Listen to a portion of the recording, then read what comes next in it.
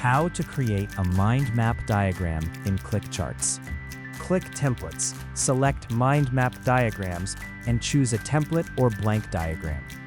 Add a central topic, then place additional topics and subtopics from the symbol panel. Double-click symbols to enter text, and connect related ideas with connectors. Click Save when finished.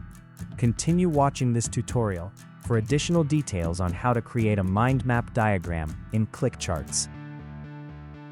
Click the Templates button to create a new diagram. From the list of templates, select Mind Map Diagrams. Choose one of the available templates to get started quickly, or select Blank Diagram to create your mind map from scratch. Begin by placing the central topic in the middle of the canvas. Use the symbol panel in the left sidebar to add mind map topics and subtopics. Click a symbol to select it, then click on the canvas to place it. To place the same symbol multiple times, hold Shift while clicking on the canvas. Double-click a symbol to enter text. Add your main idea to the central topic, then create branches for related categories and supporting ideas. Continue adding subtopics to build out the structure of your mind map.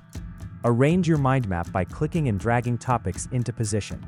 Use the square handles around a selected symbol to resize it as needed.